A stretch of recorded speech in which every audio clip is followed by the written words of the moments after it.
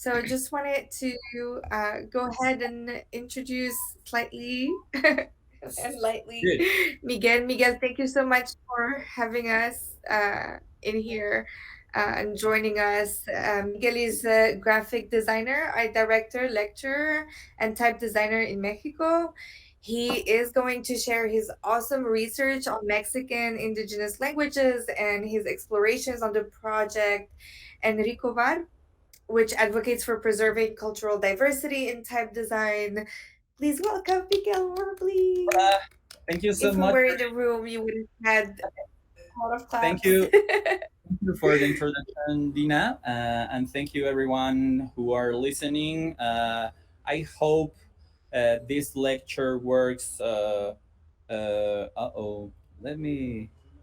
I can move. Yeah, already I can move.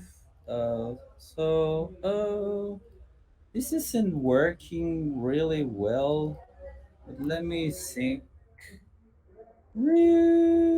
This isn't scrolling down or scrolling up. Oh, technical stuff. There you go. You This is can my you version. can press the Yep.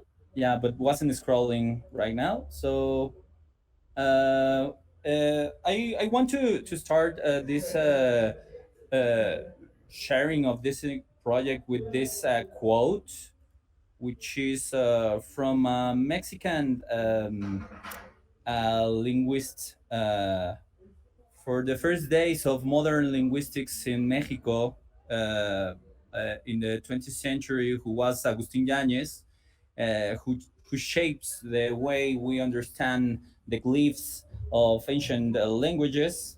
And with this, I just want to start with this quote and some hard data that brings the enlightenment of this entire project as an invitation for new or young designers that want to be involved uh, in type design or graphic design or visual design or all those disciplines. Uh, in Mexico, we have around 23 million persons that identify themselves as indigenous, and outside that cipher, we have around 12 millions of people that are considered indigenous. So there's a split data, uh, and from them, around 7.5 million are indigenous recognized speakers. So that represents around the 20 the 20 percent in Latin America, because Latin America are played around 55.6 million indigenous languages speakers. So Mexico is the top of the iceberg in that way. So I repeat, this is an invitation for everyone to being involved in this kind of projects or involved in this kind of uh, alphabets. So, welcome to Tlatoli. You could write like this in with a Latin alphabet, or mostly like this if we want to go further into its pronunciation. But if you want to try to speak how it sounds actually in Nahuatl, you have to probably try to understand this, the Tlatoli. That probably I can spell it right. But the Tlatoli is this, a sign that represents language, the word itself, word, palabra. So this kind of sign is tried to being represent from this with the project that we develop in TypeMate Studio, which is the standard Latin MX.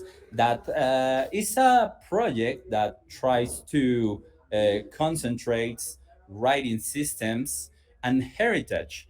Heritage that has to be mostly with our ancient and cultural roots. So try to concentrate heritage, writing system, shapes probably, and most of the things try to understand conventions because there's a lot of history behind this, you know. And which is this heritage that I am talking about? First of all, I want to bring you some context. Okay, so the lecture is split in both time in two times. So here is the context behind what I try to say. The Abya Yala is a land that the Kuna people from the rainiest land on earth, which is located in the middle of Colombia and Panama, which is called the Darien Gap, that I have to say is sustained by matriarchy. The people, the Kuna people, call this the Abya Yala, this land. This is the kind of persons that are living there. And the Abya Yala is this town, this kind of land that they call as an entire continent, which means just land in its full maturity or land of vital blood. So these indigenous languages has to be a lot with ancient knowledge, knowledge that feels from a different way as Eastern culture. Okay, so let me move this button. Okay. Sometimes they believe that placing foreign names on their village or cities or continent is equivalent to subjecting our the identity originary from here to the will of invaders or their heirs. So that's the reason why we know this land as America, as an entire continent, but they know like Abya Yala. So, or sometimes we call here in Mexico or some other countries in Latin America as Pachamama, por ejemplo. Uh, so, going back to Latinx, Latinx try to bring tools to historically underrepresented people, you know, that probably has to be with another kind of type systems, probably with this found in Florentine Codex into the New Spain. So that was basically paintings, probably, and we could extract these kind of symbols that aren't letters but words itself, or probably like these Mayan inscriptions in Tikal, in some pyramids in different area in Quintana Roo, or probably this found in Monte Alban in Oaxaca, which is a valley, an entire valley in the middle of the country. So we are talking about that this Aztec or Zapotec or Mayan kind of scripts were pre-Columbian writing systems that combines ideographic writing with phonetic logograms and sometimes syllabic signs. There's a lot of people trying to understand these kind of notations and writing system. So the thing is that it's pretty similar like this, like the writing system or this kanji that expresses itself as a word that designates the world. A good example is the jintensha, this kanji that represents and refers, as you could look at the shape, like a bike, you know, to refers as a bicycle. So that's the entire background that we used to have here in America. So those pre-Columbian writing system doesn't exist anymore, and they are transliterated. So that's something that not much of the type designers really know well, and this is a gap sometimes crafting the writing system for indigenous languages here in Mexico and America, Latin America. Uh, I'm trying to be more global, trying to express globally. And well, the transliterated languages are what are did I told you before that these signs are transcribed and transliterated with the Latin alphabet. Okay, so that's the entire thing, but the entire knowledge behind this. So these languages express themselves as how it sounds, but probably most of the times we have this essentialist point of view and the way that we could look at as indigenous people, speakers, and populations here in Mexico, which refers to a window, a shop window, a museum, a showcase, and captivity.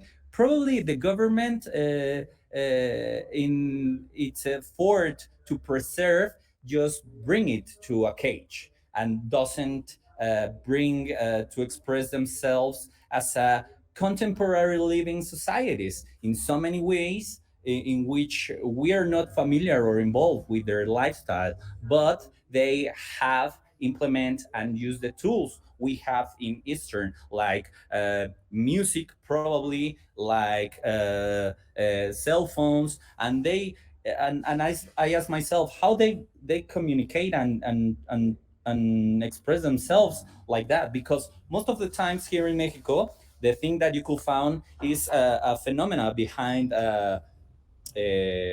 a lot of migration process inside the country, mostly in Mexico City, which are has to be with the capital city that concentrates a lot of sources economically, culturally, and was the center of the entire country. You know, so the thing is that there are a lot of artists that produce this kind of art. You know, this is our couple samples of contemporary art in an exhibition in an important, really important venue called El Museo del Chopo. So this is from Andy Medina for the Huecos del Agua exhibition, and these are couple sentences.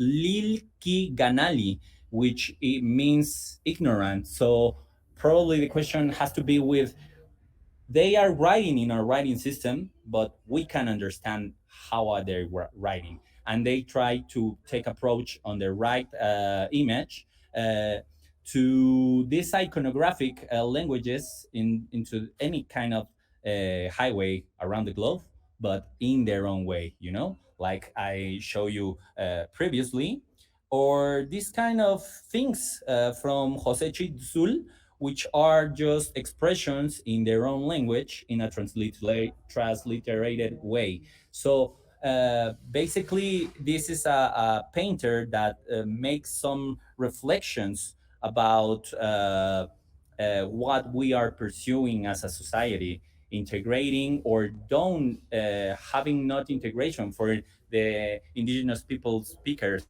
And the thing is, that we could found artists like Juan Sant. I hope this could works because it's a video, but probably don't.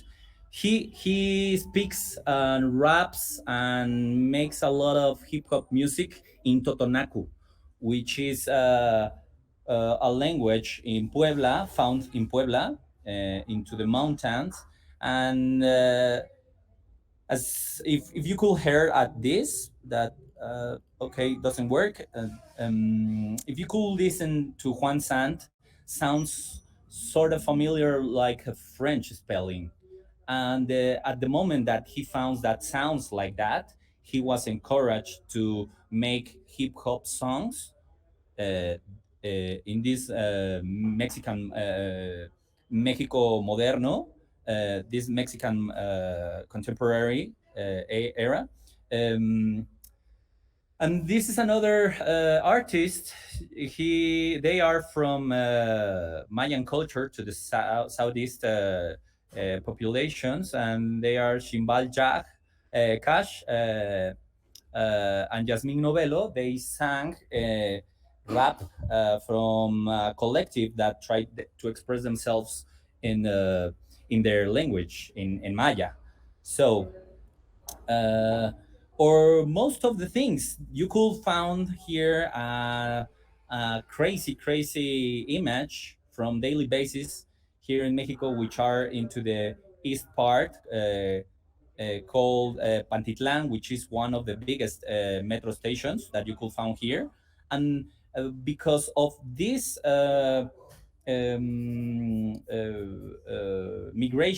migrant phenomena, they are living, most of those population migrant populations, they are living there into the east part, and they have the right to write or read informations in their natural modern modern languages. But that's not the thing.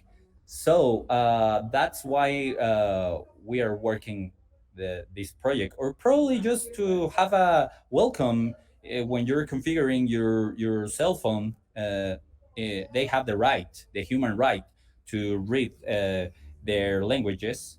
And yeah, so that realized me about the linguistic reality that has to be in Latin America.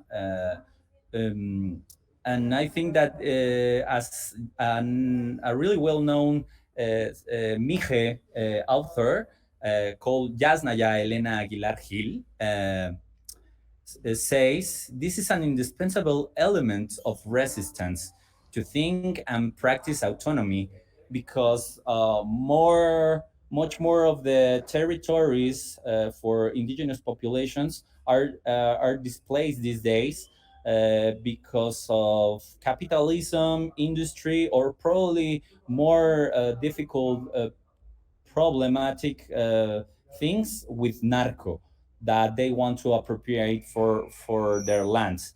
So that's the way how it's. I think it's important to craft tools to share, and that brings me here, where I feel more comfortable, which is an entire research on a type project, uh, which is a type system that has to be with this guy, this sculptural guy, which is Enrico Martinez, who was the first punch cutter from New Spain at that time era.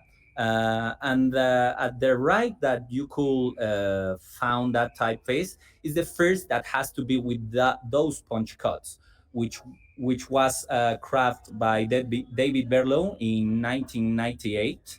And this typeface has to be it's called letras libres display, who and was crafted for a cultural magazine. So this is a video that doesn't work, but basically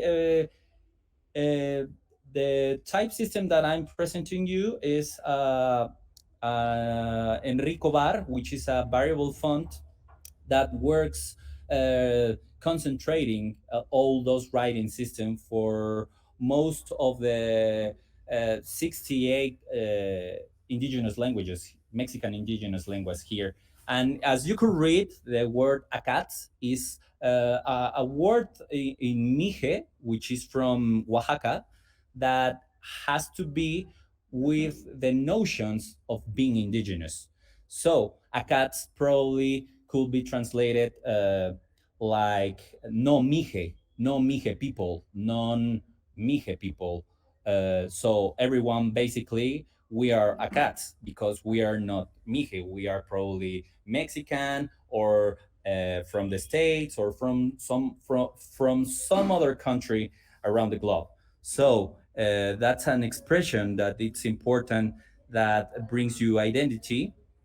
And some other and I have to go back here. And this work was in a first was crafted in a first shot uh, by Gonzalo Garcia Barcha, and after that was updated by Santiago Orozco, uh, which I collaborate with him. So the thing is, a tool for the reading and writing process. So we found that this reflects a lot of resourcefulness for representation, but mostly has some difficult parts that has to be with practical alphabets or the phonetical alphabets, and that's how it turns really difficult. And I start to step in a different field that I have to learn so much, which is linguistics, and pretty much was to learn that linguistics has its own tools to compare, to concentrate, and to understand languages. So there are the corpus linguistics, and they split in three categories. But the main that I found to take approach for this project was the monitor corpora, that allows me to consult archive literature, which most of it was from religious texts, and basically to compare linguistics from United Nations or Summer Institute of Languages that it's around the globe. So the thing is that there were around a couple tables that by the end of the journey was around 3,000 lines, comparing and collecting and distributing Unicode glyphs and glyphs by itself, and categorizing it by language. So what I have to consult was a lot of sources, and I want to show you some of them. You could find this some images that has to be with the Taller Tzotzil, which is in Tzotzil, which is into the south area of Mexico. El Libro del Mormón, the Mormon book, which is translated to Quechua, and the Inolutecos or transcriptions that I found into the Smithsonian, some of the Smithsonian collections and archives. So, in addition of these bibliographic and hemerographic resources from printed, digitized, or digital resources, I think that I consult around 400 different founds or sources. So, which are pretty much focused on the indigenous languages. And as you could see, here are some next. You could find some samples and text colors for these indigenous languages. This is for Aguacateco, and now this is for Chocholteco. As you could see, there are plenty diacritics. That what does that mean? Probably I can read that actually. And the next is for Canjobal.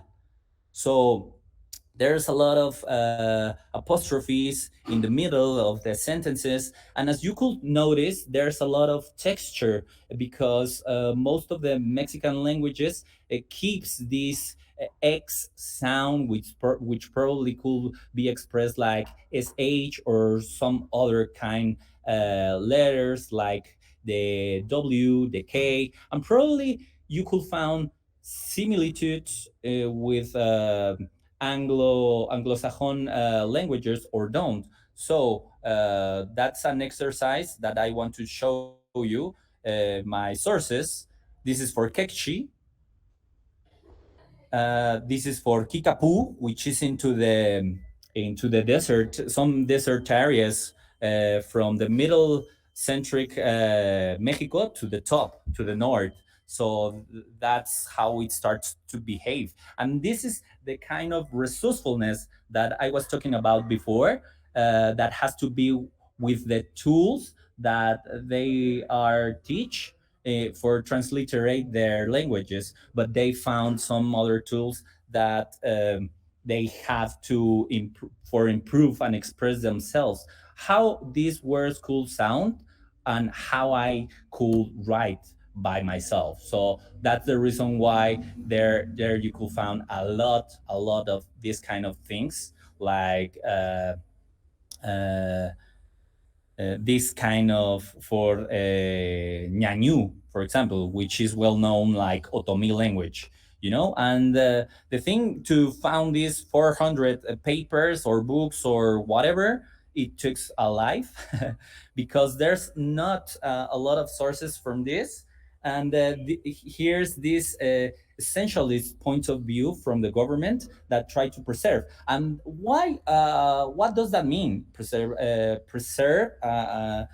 I'm quoting, and it has to be with figure that the indigenous people are like in the time they are living in the time of Columbus, but they actually reality it doesn't behave like that. So they try to publish or edit materials that has to be with those cantic or singing poems or whatever material that was found on those ancient times. But they aren't living like that anymore. I mean, this is the heritage, but they are sending text messages and writing code and try to read the subway stations and all that kind of process that could be involved into the modernity. This is one of the strangest thing that I found,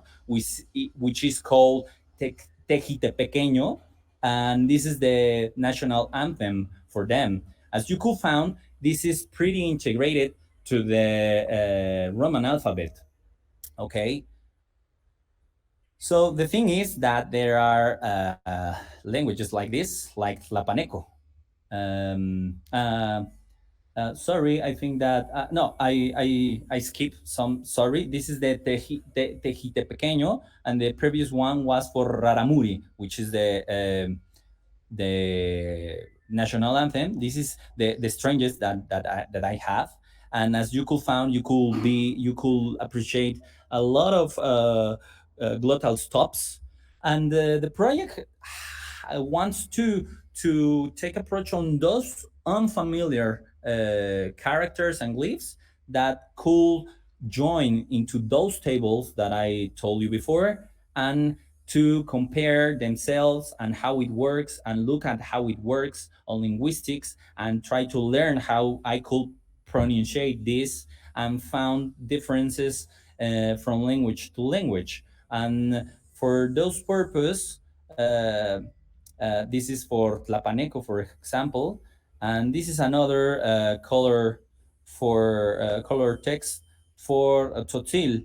As you could notice, this is written bilingual in Tzotzil and Spanish, and this is for Soke, which is a pretty basic dictionary that sometimes you could find some sort of limited sources like that.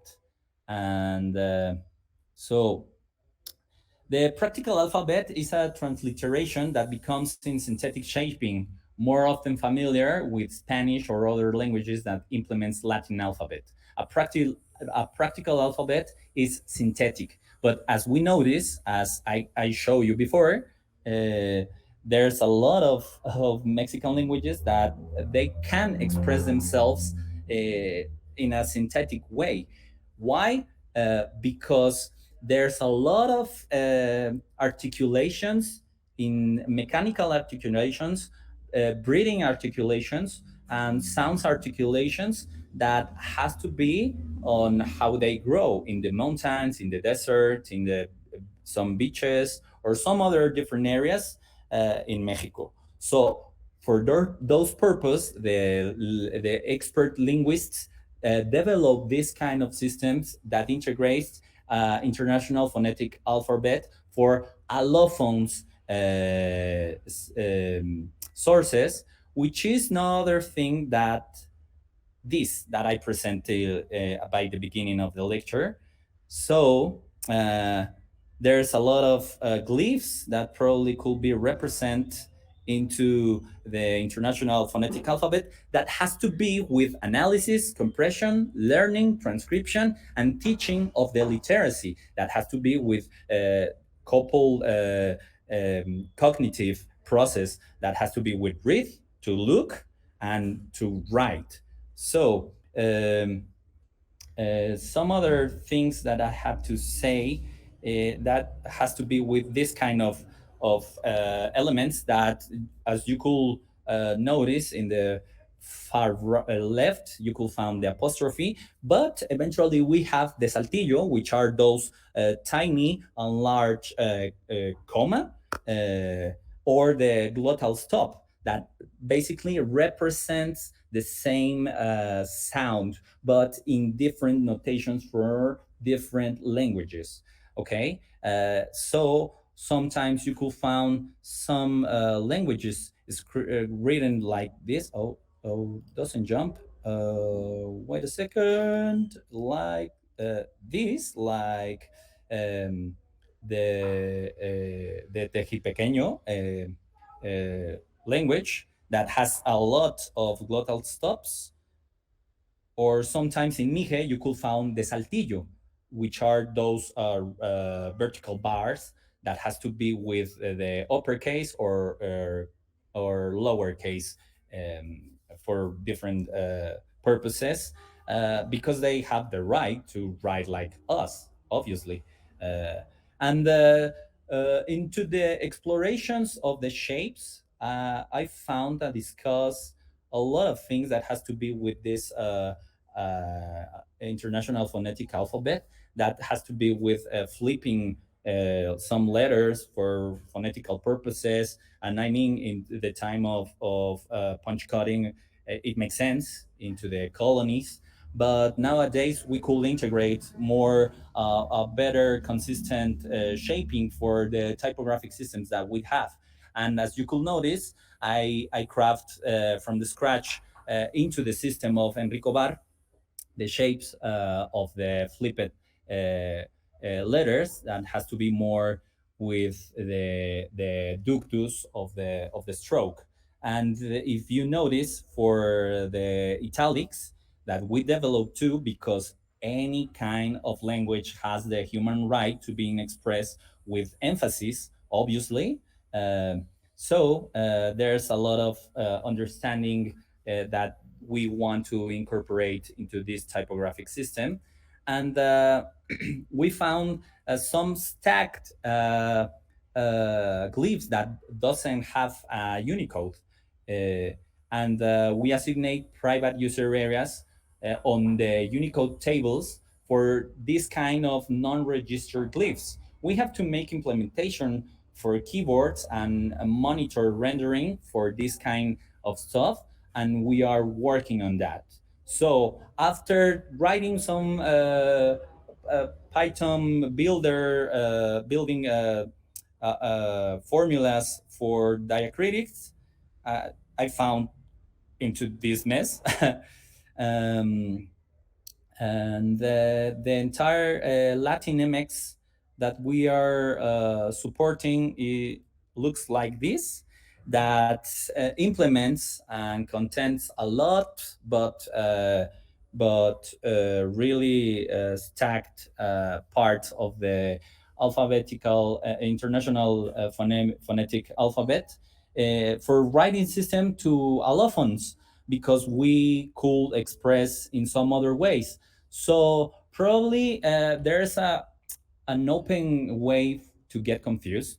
We are not making a proposal to write with the phonetical characters, but to try to absorb that and to preserve that as the previous linguistics, linguists that study and craft and develop and help the indigenous populations to make transcriptions and transliterations for their languages. And the same system looks like this into italics. As you could notice, there's a lot of things that probably we are not familiar for that. And I found some sources from reading school thesis that says we don't have to take approach on international phonetic alphabet on italics. And I asked myself, why not? If we need these characters, if we have the human right to write as we wish and we want. So if we need emphasis and my language is only it's only cool being expressed in the with some help and articulations for from the ATypI alphabet, I need to do that. I need to craft that. So next, here was an video that I embed, but probably doesn't run, and I'm wondering why not. But the thing that I want to show you here is the complex uh, typographic color on every single of the 68 um, Mexican languages. I don't know how it doesn't work, but it's the main important thing behind this, because you could compare a lot of tonal voices that has to be with the meaningfulness of the entire words. Uh, uh, and probably I could share that with you after. So the entire project was concentrated into a publication that was a resoprint, and we think we print around a few hundreds, and it's already done, and we spread and share and distribute. And we sell for in some book fairs, and distribute with friends or schools or for students. And we have this special uh, um, uh, oh, sorry, I forgot. I was reading something into the chat, and yeah, I'm already finished. So we have next steps to try to understand and make some proofreading for the literacy processes that are here involved in the Mexican languages. That probably has to be with the expanded set. Which probably has to be with learn from speakers and writers from different Mexican languages, probably improve. That is a continuous learning and polish whatever we have to do. And most of the huge work that we could have is to fund and grant this project, because we have a lot of territories that we have to visit and to meet people that probably allow us to understand better in a better ways what we are concentrating as a tool. I mean, the thing is that probably the Latin alphabet has to be to being a knife, but here concentrating all those languages, probably that knife turns into a Swiss knife. So that's the thing. And obviously we want to share this as an invitation to collaborate for anyone that has this need to understand, to make approach, to learn, and to share. So that's the reason why we run a map, which is online, which is already online, about the phonemics tables that concentrate in those spreadsheets. And we upload those sources for RoboFont and for Glyphs into a GitHub, which you can consult after this. um, and that's it. You could find on Instagram all these things that has to be with the project with Latin MX at, and you could find and ask and say hi to my friend Santiago Orozco on his accounts as typemate and his personal, and you could find me here in my studio project, which is called On Format, or into my personal account. And I just have to say gracias, or as some say here into the barrio de la Merced, Ashkan Kemak. And that's it.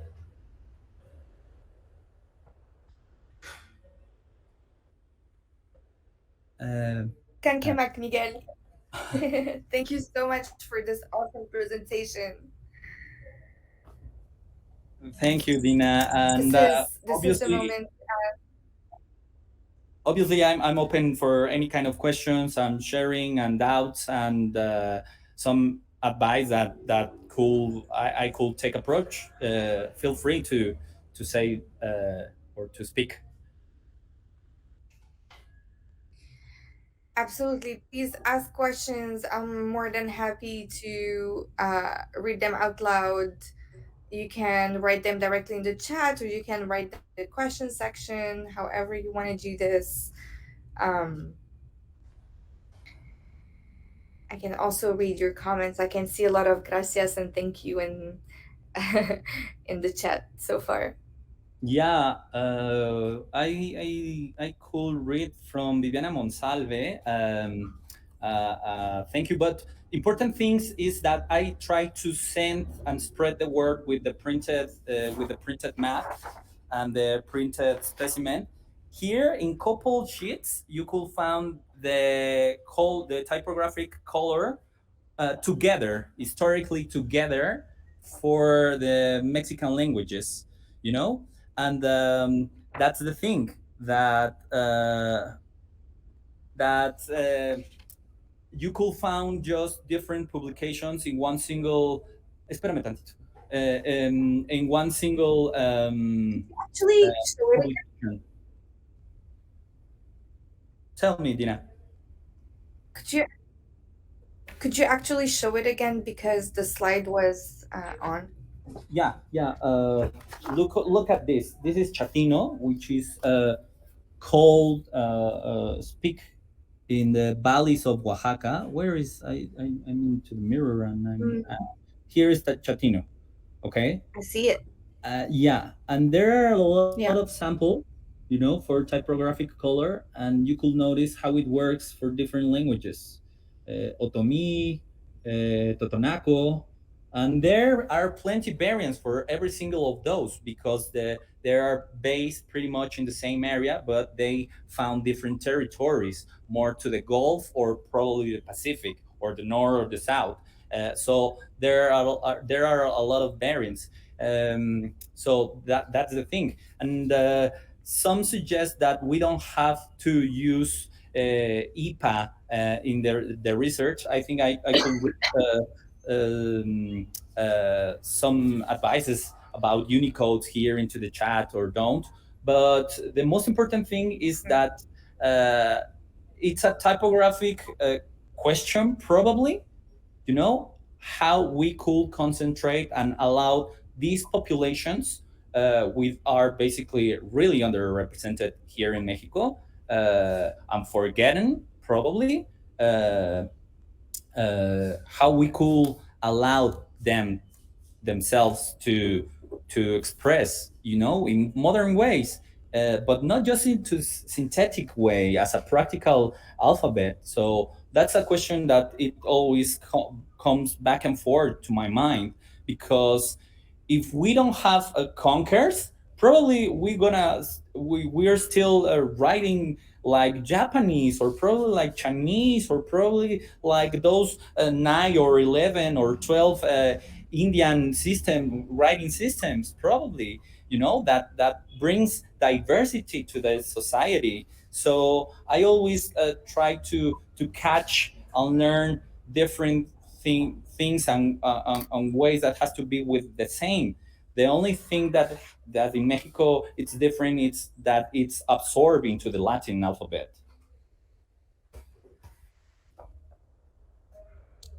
You could find here a Kiligua sample, for example, that has a lot of glottal stops, and the sound of a glottal stop, it's like you know, but it depends if comes before or after a vowel or a consonant, and has a lot of rules of articulations, and I don't have probably the enough knowledge to understand that on every single language, or for those 68 languages. I mean, I understand that there were a lot of linguists that spent their entire life for that. So uh, to us, it's important to concentrate this like a Swiss knife, like as I said.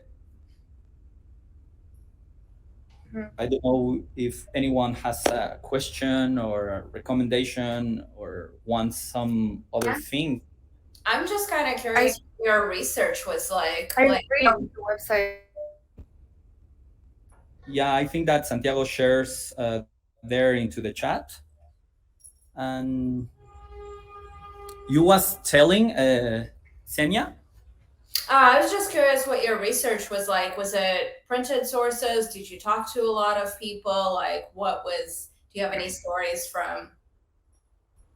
Well, there's a certain complexity behind this, because to have a speaker, um, it's kind of difficult, you know, because there are far from urban centers. Mhm. But here in Mexico City, I have a nice asset, the fortune to have my workshop in El Barrio de la Merced, which is an ancient place that some say that here were founded the the the eagle eating the serpent to fund the Aztecs culture. So a couple blocks from here. So for that reason, that's why Mexico City turns into the center of the country, and that's the reason why there's a lot of migrancy from other states and some other cities to here.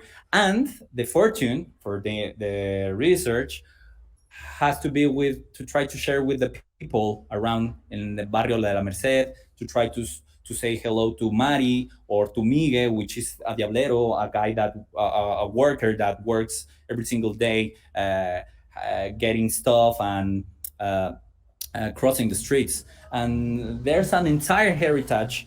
Probably is another kind of lecture to talk about the Mercado de la Merced and its complexities and how it could bring inspirations to this research. So I try to cross those sources like research, exactly as Mei Chung says, oral versus written, but I prefer to say oral plus written, you know. So and that's the next steps that we have to check with the speakers and some other people that are behind this. And sometimes I think that doesn't necessarily have to be with academic people, you know, studying it, but the people that are into the wild, speaking, you know, like making rap and all that kind of stuff. I don't know if I could share screen from my desktop, but probably I could share you Juan Sant, but I don't know how it works and if this cool sounds. But let me seek tick tick tick tick tick.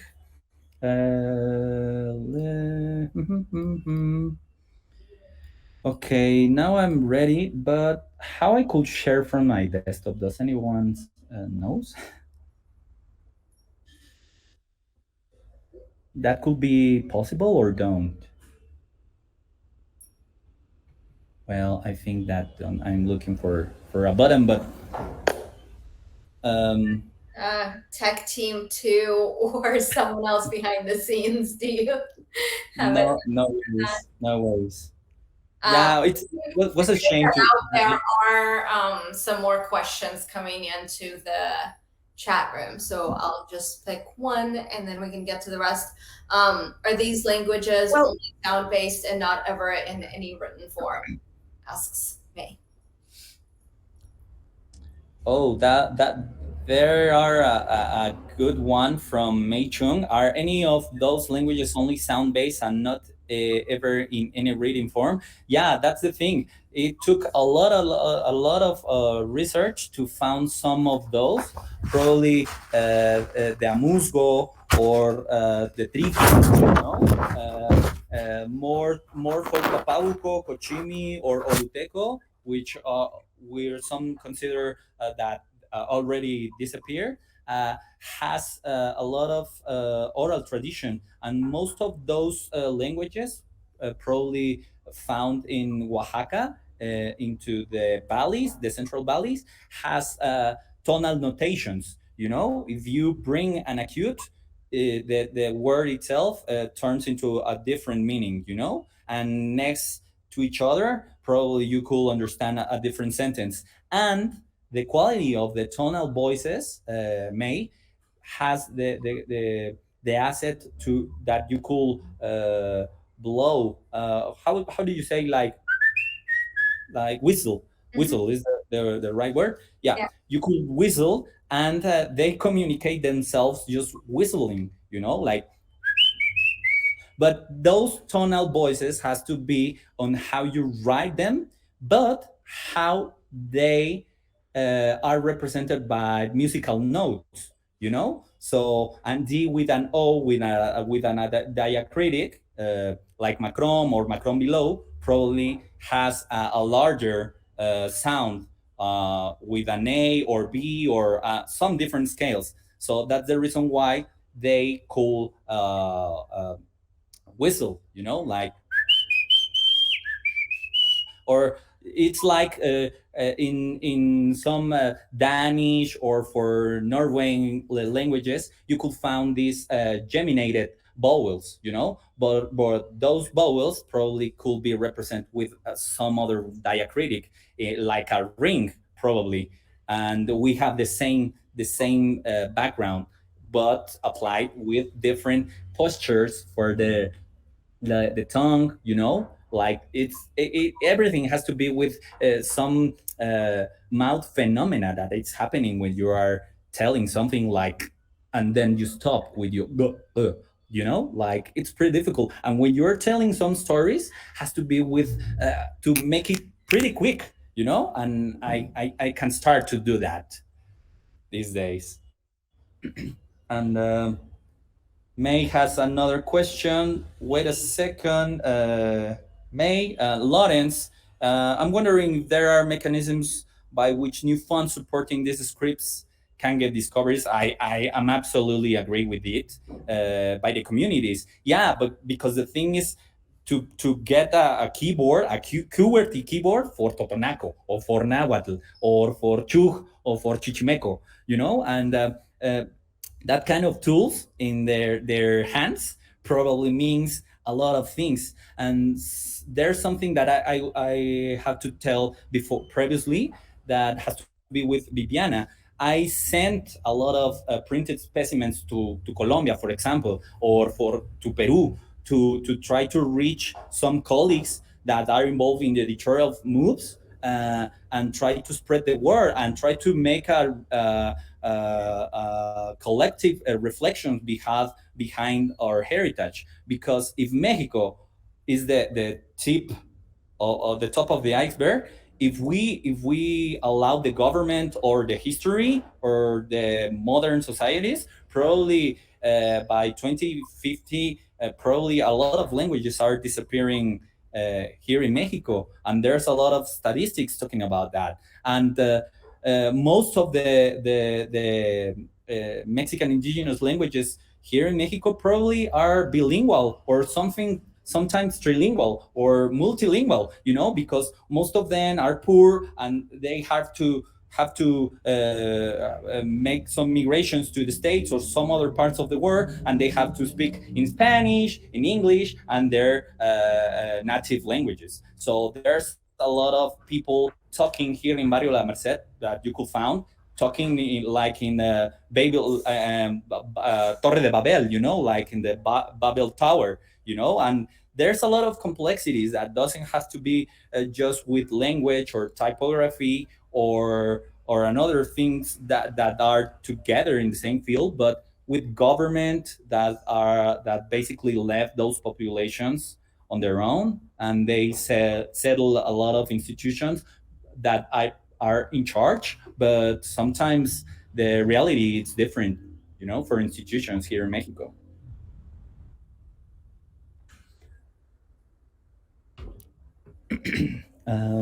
I don't know how more I can say, um, but may I just Lawrence add and vice versa about scripts and that has to be discovered for communities, or vice versa, how type designers making the fonts uh, can discover communities using them. Yeah, so that's the reason why I try to start to making an invitation, because these kind of reflections, these kind of platforms allow us to try to understand different things and different tools that allow us just to being alive and preserve ourselves or preserve our communities, that most of them are into war, uh, sometimes with violent things and happening, because it has to be with extractivism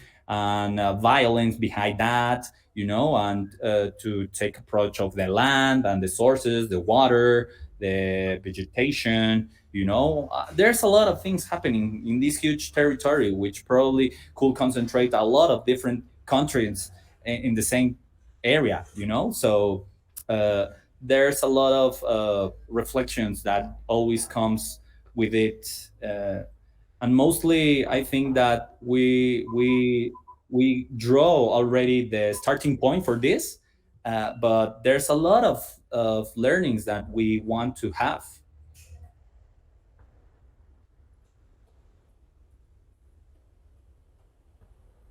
And one another thing that I want to add is something that Mei Chung are telling, that it's an important work that we're doing for our country. And I always ask myself, since three presidents ago, they make the request for typeface that comes for the government to the identity. But how is possible that those presidents or the people working with them together behind those projects, like experts, can't craft, notice, and develop this? There's a lot of economy behind that, but no one craft an entire typeface to bring all those tools for the people from the government, and they are spending since 18 years ago money on that. And where is it, apart from the institutional and government communication? Where is it? That's what I want to ask. Yeah, it's a political will, definitely. I think that we have to work together, Viviana. This is an invitation. You can consult the repository, the web page. You can send an email. I have already sent some samples to Piedra Papel Studio. So there's a lot of colleagues that probably we could collaborate and contribute with some resources to this kind of research typefaces. I don't know, uh, to try to understand writing system, language system, communication system, and peoples that probably need tools that we have. So that's the thing.